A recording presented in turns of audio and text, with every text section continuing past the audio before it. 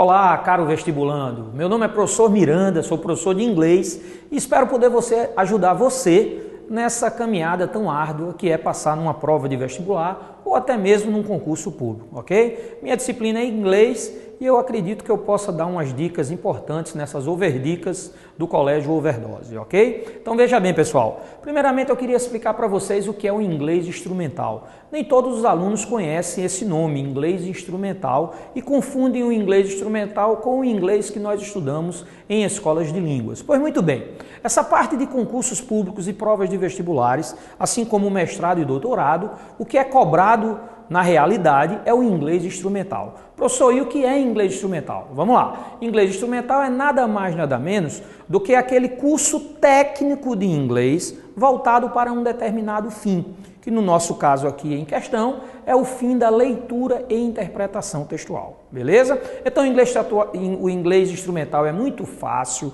nada de difícil, porém, por se tratar de leitura e interpretação de texto, o aluno tem que se preocupar, tendo em vista que até mesmo na nossa língua mãe, no português, a parte da interpretação textual não é tão simples, não é isso? Então veja bem, acompanhe nossas dicas que eu tenho certeza que você vai gostar muito delas, ok? Olha aí por favor na tela. Acompanhe aí na tela, eu coloquei, você sabe o que é inglês instrumental? Pois vamos lá, o inglês instrumental é também conhecido como inglês para fins específicos, ou seja, o ESP, English for Specific Purpose. E nessa abordagem, a língua não é abordada como um fim em si mesma, mas como um meio para se alcançar uma finalidade específica. Assim, o inglês instrumental é o inglês técnico usado para estudar determinados fins, como por exemplo, o direito, a medicina, a psicologia e no nosso caso em questão, a leitura, ok? Então vamos dar continuidade ainda aqui na tela. O objetivo principal é capacitar o aluno em um prazo relativamente curto para que ele tenha condições de ler e interpretar textos para o desempenho dessa determinada atividade. Portanto, o inglês instrumental, reading, é o inglês técnico utilizado para ler e interpretar um texto, ok? Voltando para mim aqui. Então, sempre que você trabalhar a parte de inglês instrumental, eu gostaria que você se preocupasse com dois pontos, dois tópicos. Primeiro ponto é a parte das técnicas de leitura de textos. E a segunda parte, a parte do ampliação de vocabulário. Então, olha ali a tela, você vai ver, tem lá, primeiro ponto, técnicas de leitura de texto, segundo ponto, ampliação de vocabulário. Olhando para mim, então veja bem, esses dois pontos são importantíssimos. Primeiro, técnicas de leitura de texto, que existem várias delas, mas se o aluno conhecer pelo menos as 10, 15 principais, isso já vai facilitar bastante e eu poderei falar sobre elas nas próximas aulas. E a parte de ampliação de vocabulário é o que nós chamamos de um vocabulário mínimo, um vocabulário básico que você realmente precisa ter para ter uma boa prova no seu concurso ou no seu vestibular, ok? Essa parte de ampliação de vocabulário básico, se você me mandar um Twitter ou até mesmo um e-mail, eu posso ajudar e enviar para você sem problema algum, ok, pessoal? Então, voltando aqui para a tela, eu gostaria de mostrar para você o seguinte, vamos falar sobre o vocabulário. Voltando para mim, você sabe muito inglês? Será que seu inglês é bom? A gente escuta muito o aluno comentar, poxa, eu não tenho muito conhecimento de inglês é muito difícil. Mas será que isso é verdade? Você já estudou realmente inglês? Quantos anos você já estudou inglês? Você já se dedicou a uma escola de línguas ou você estudou apenas inglês no colégio? Tudo isso tem que ser levado em consideração, não é isso? Aí eu lhe pergunto, como é o seu vocabulário de inglês? É constante esse questionamento em sala de aula. Professor, o que é que eu faço? Eu não sei como melhorar o meu vocabulário. Eu digo, meu filho, estude. Estude e estude, ok? Só se aprende a ler lendo, só se vai aprender vocabulário de inglês estudando, beleza? Então eu tenho certeza que, primeiramente, seu vocabulário de inglês ele não é tão ruim quanto você imagina que seja. Essa é a base, é o básico do beabá, beleza? Próxima coisa que eu quero lhe perguntar, por exemplo, quantas palavras em inglês você conhece? Você conhece 1.000, 2.000 palavras em inglês? Não? Tem certeza? Olhe, eu acho que você conhece sim, tá certo? Lembrando que o inglês é uma matéria muito fácil, muito simples, que nós já estudamos durante nossa carreira de estudante escolar, beleza? Então, com certeza, o inglês você tem um vocabulário muito bom. E eu vou mostrar para você logo a seguir, daqui a pouquinho, beleza? Então, vamos lá. A pergunta é, quantas palavras você conhece? Será que você conhece 1.500? Não? Tem certeza? Pouquinho menos? Quanto menos? 500?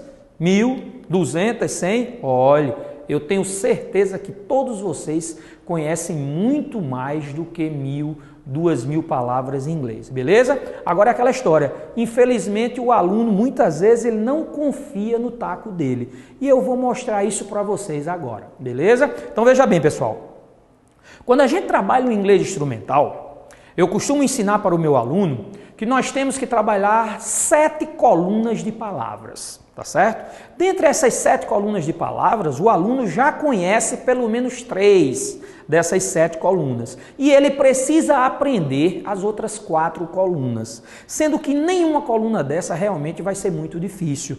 E com essas 7 colunas eu tenho certeza que você vai fazer uma excelente prova, porque com essas 7 colunas você vai ter condições de ler e interpretar qualquer texto no idioma inglês. Beleza? Primeira coisa, olhando ali para a tela, primeira coluninha que eu quero mostrar para vocês é a coluninha das palavras cognatas. Eu acredito que todo mundo se lembra o que são palavras cognatas. São aquelas palavras que são semelhantes em várias línguas, né, que possuem o mesmo radical. A segunda parte das palavras, a segunda coluna que eu quero que você conheça, são as palavras conhecidas. Como o nome já está dizendo, são aquelas palavras que você conhece no idioma inglês, não é isso? O terceiro tipo das palavras são as palavras do cotidiano, são aquelas palavras que você utiliza no seu dia a dia, que são da língua inglesa.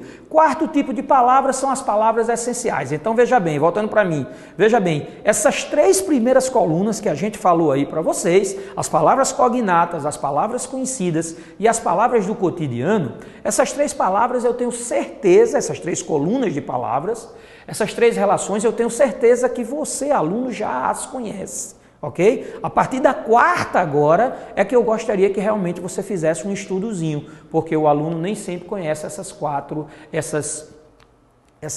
restantes, beleza? Então, voltando ali para a tela, nós temos a lista de palavras essenciais, que é uma lista de palavras que eu inventei, que é uma lista de palavras onde, na verdade, são as palavras que mais se repetem nos textos. Ok? E eu passo para vocês isso via Twitter ou via e-mail. Depois nós temos as palavras específicas, que são aquelas palavras técnicas específicas de um determinado assunto do texto, que toda vez que cair um texto sobre aquele determinado assunto, aquelas palavras vão existir. Depois nós temos a listinha de verbos, é impossível você não conhecer verbos, você precisa conhecer verbos. E por último a lista dos afixos. Beleza, pessoal? Então, olha para mim. Então, essas 7 colunas são as colunas principais, ok?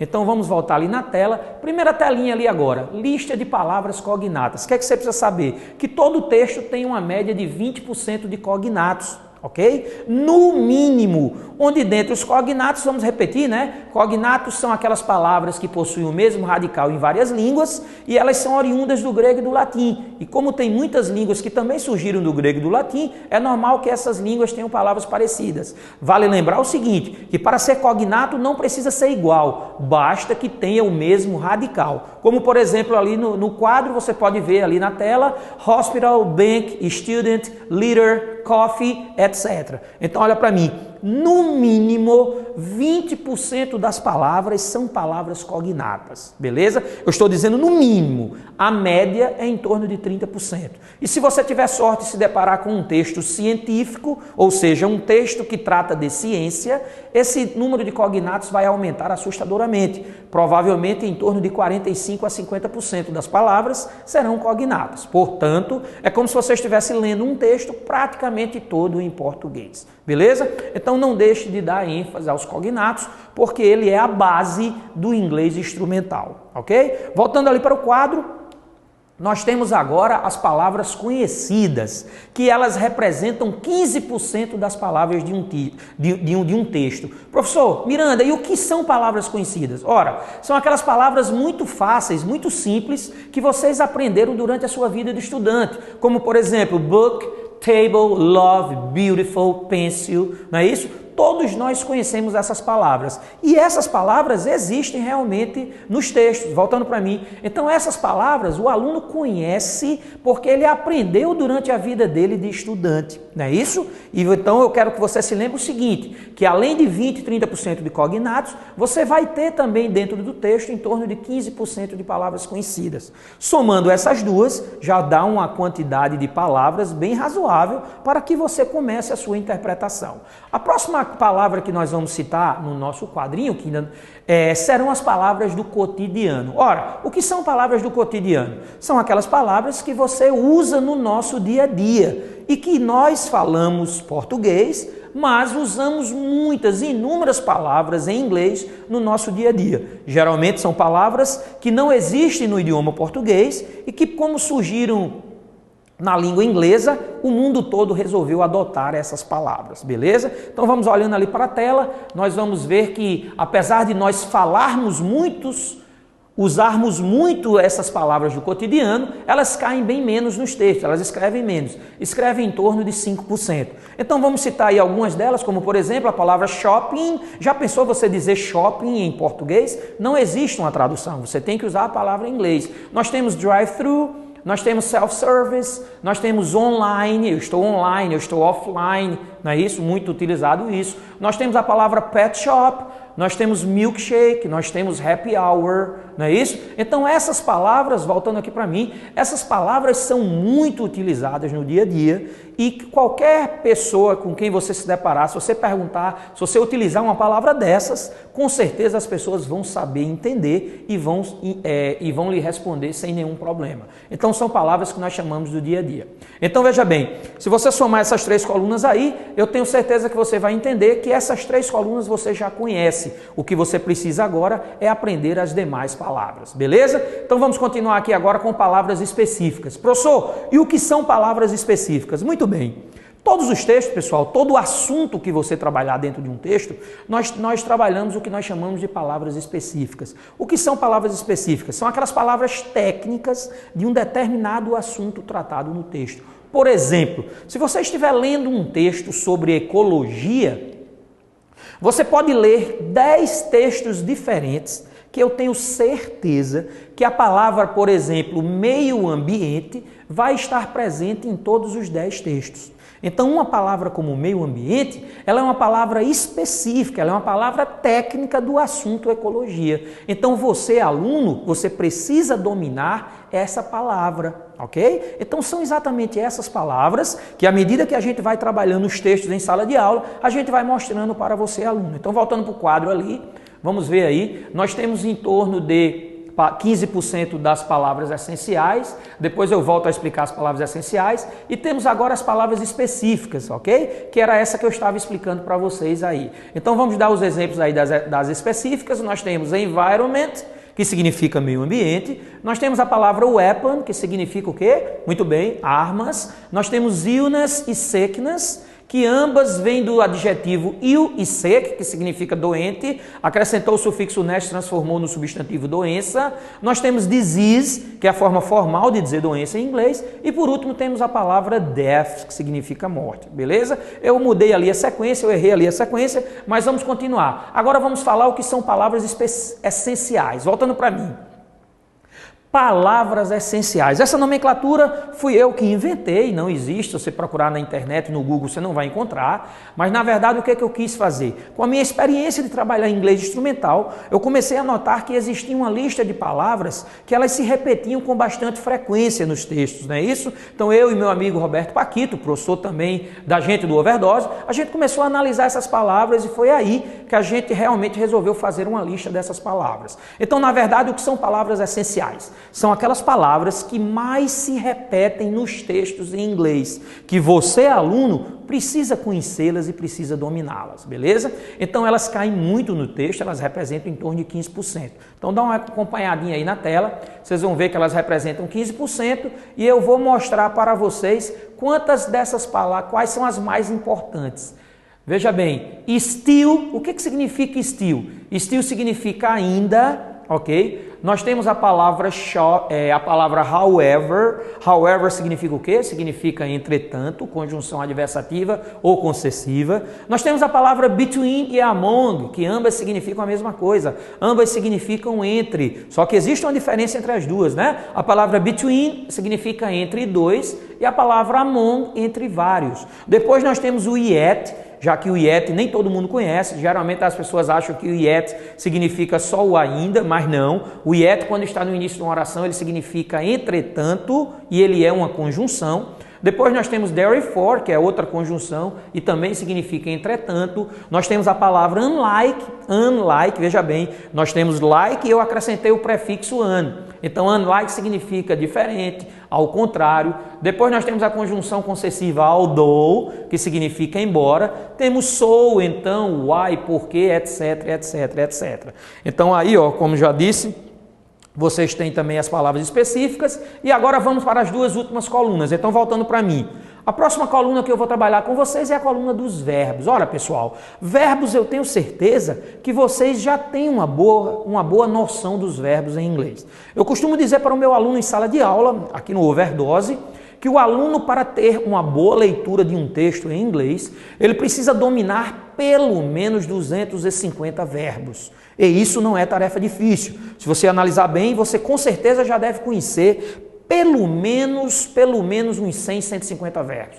Dê uma estudadinha em mais uns 100, que eu tenho certeza que você vai conseguir resultado, e você aos pouquinhos, toda semana estudando 15, 20 verbos, você vai conseguir facilmente desenvolver essa habilidade de conhecer 250 verbos, beleza? Por quê? Porque os verbos eles caem constantemente nos textos. Ó, qualquer textinho que você trabalhar, você vai se deparar facilmente com 10, 15% de verbos, beleza? Então olha aí para o quadro, nós vamos ver aí agora alguns exemplos de verbos, ok? Dentre eles eu coloquei o mais simples, o to be, depois coloquei o to study, depois coloquei, nós temos aí o to drink, to love, to do, etc, e etc, e etc. Então veja bem, verbos não é problema para você, aluno. Por último, agora nós vamos trabalhar os afixos, olha para mim. O que são afixos, pessoal? Galera, afixos são nada mais nada menos do que prefixos e sufixos, e que o aluno geralmente não os conhece. E para melhorar o seu vocabulário é importantíssimo que você conheça. Por quê? Porque muitas vezes você se depara com uma palavra, vamos dar um exemplo, por exemplo, a palavra help, todo mundo sabe traduzir help, mas na hora que eu acrescento um sufixo, como por exemplo o full, e transformei a palavra em helpful, muitos alunos já não conhecem mais essa tradução. Então, por isso que é importante você conhecer os sufixos. Os sufixos os afixos no geral, sufixos e prefixos, eles são muitos. Mas eu costumo ensinar mais ou menos uma média de 30, 40, que eles são os mais frequentes nos textos, beleza? Então, acompanha ali no quadro. Nós temos ali agora que eles representam em torno de 5% do texto, beleza? E dentre os principais sufixos e prefixos, nós temos o sufixo full, que você precisa saber? Só para dar uma geral. Sufixo full tem tradução que é cheio e ele transforma substantivos em adjetivos. Então você tinha a palavra help. Help vem do substantivo socorro ou ajuda. Na hora que eu acrescentei o full, eu estou dizendo que uma pessoa é cheia de ajuda. Portanto, o adjetivo seria o quê? Solidário, prestativo. Nós temos também o sufixo less. Nós temos o ness, o ous, o ti, o li, o able, o ment, o would, etc, etc e etc. Beleza, pessoal? Então, voltando para mim. Galera, essas são as 7 colunas que eu tenho certeza que se você estudar, se você se dedicar um pouquinho para isso daí, não vai ter dificuldade nenhuma, tá certo? Todos nós temos capacidade de aprender o idioma inglês. Está aí. Vocês estão vendo aí como o vocabulário de vocês é riquíssimo no inglês e muitas vezes o aluno nem se toca disso. Ele acha que ele não tem um bom conhecimento de inglês, ele acha que ele não sabe muito inglês. Então vamos acabar com isso, beleza? Porque o inglês realmente é muito fácil. Voltando aqui para a tela, se você somar tudo que está em vermelho ali, nas 7 colunas de inglês, você vai ver que você vai ter em torno de 75% das palavras de um texto. Professor, e o restante? Ora, para 100% está faltando nada mais nada menos do que 25% das palavras desse texto. E aí agora, olha para mim, e aí agora vem a pergunta, professor, e esse restante desses 25%? São o quê? Veja bem, pessoal, esse restante engloba vários tipos de palavras, mas o que eu quero dizer é o seguinte, esses 25% que restam são nada mais nada menos do que o que nós chamamos de palavras desconhecidas. Ou seja, é super normal que você, quando for se deparar num texto, você não saiba traduzir o texto todo. É normalíssimo, beleza? Isso acontece até mesmo na nossa língua mãe, no português. Quando você vai ler uma obra literária, por exemplo, é muito comum você, numa página, você não conhecer 4, 5 palavras, você ter dificuldade de interpretar essas palavras. Então, a mesma coisa acontece no idioma inglês, beleza? Agora, presta atenção. Quando a gente fala no inglês instrumental, a primeira coisa que o aluno entende, que ele tem que aprender, é que a palavra tradução ela é proibida, ok? Tradução é um crime inafiançável, beleza?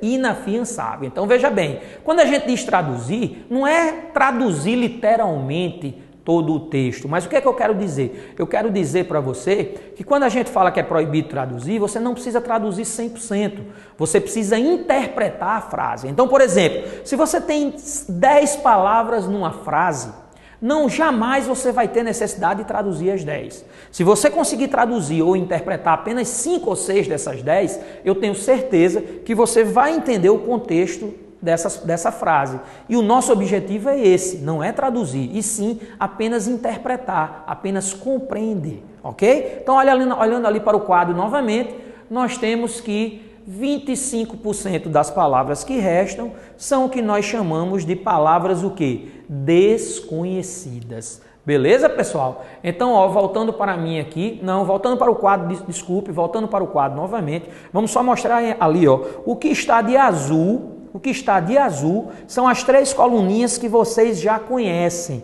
São as palavras cognatas, as palavras conhecidas e as palavras do cotidiano.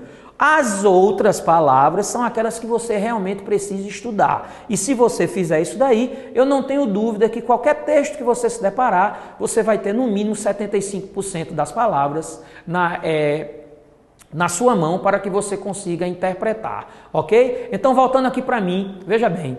Professor, e esses 25% que faltam? Eu vou dar mais uma dica.